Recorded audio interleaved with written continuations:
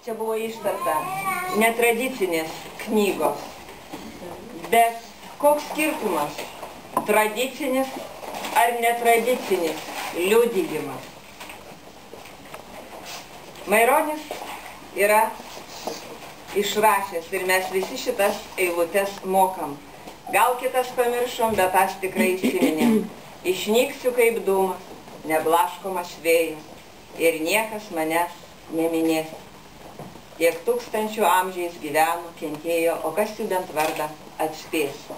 Tai iš tiesų visi čia susirinkę, manau, džiaugiasi Irenos darbu, tarė jai širdingą ačiū už tai, kad jinai liudija. Bus parašytos ir kitos knygos, išleisti ir kiti albumai, bet daugybė detalių, galbūt smulkmenų, jau bus užfiksuotos. Galima bus atsiversti šitas knygas ir surasti, nes ir žmonės greitai išeina, ir greitai išeina žmonių atmintis, mūsų pačių atmintis. Keliaujam per gyvenimą, žvalgomės atgal, neprisimenam net visų veidų, kuriuos kažkada sutikom, kartu arbatą gėrėm, vyną gėrėm, į žvaigždę žiūrėjom, fantazavom, svajojam. Neprisimenam visų vardų, visų patyrimų savo gyvenimo. Taigi išties puiku, ponia Irena, kad rašot ir tikrai širdies mes visi linkim. Jums tai svarbu daryti, jums tai patinka daryti, jūs tai darote su meilė ir begaliniu atsidavimu. Ir čia gerbiamas kunigas sėdi, tai manau jisai galėtų ištarti ir tegul Dievas laimina tuos jūsų darbus. Tai mes paprašysim paskui gerbiamą kunigą, kad jisai reziumuotų, gal ar ne ir taip. O dabar keli trioletai iš knygos Dangus vilioja, kviečia, šaukia. Žmogus visais laikais ilgėjosi sparnų ir paukščiai skrendančiam be galo pavydėjo. Pakilti troško virš pievų, girių, virš kalnų. Žmogus visais laikais ilgėjosi sparnų. Norėjo visada aplenkti vėją. Padangių ilgesys, jo protas skrydžiui pakilėjo. Žmogus visais laikais ilgėjosi sparnų ir paukščiui skrendančiam be galo pavydėjo. Leonardas da Vinčis apie skrydį svajojo.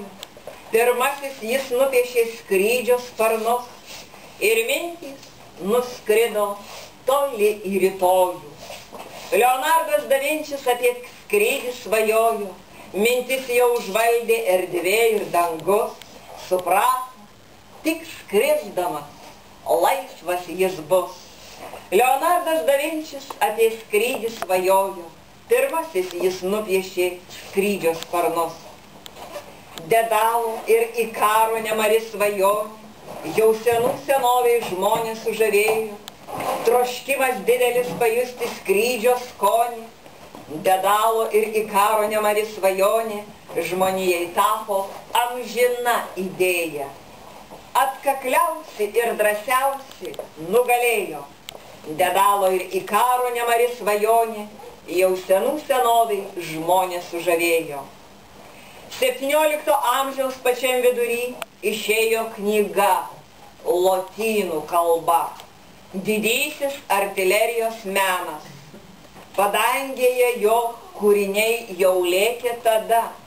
17 amžiaus pačiam vidury išėjo knyga, kurią visa Europa lygi šioliai mena. Tai Simonavičiaus raketų ir artilerijos kūrimo menas. 17 amžiaus pačiam vidury išėjo knyga lotynų kalba. Didysis artilerijos menas. Kazimieras Simonavičius, lietuvis, 17 amžiaus raketų išradėjas. Raketos formos svarbą oro pasipriešinimui ištyrinėjo. Kazimieras Simonavičius, lietuvis, kurio raketų kūrimo principus, idėjas Tsiolkovskis tik po 250 metų įgyvendinti galėjo. Kazimieras Simonavičius, lietuvis, 17 amžiaus raketų išradėjas. Dangus vilioja, kviečia, šaukia, didelį ir mažą žemės sūnų pakilti virš gimtos palaukės.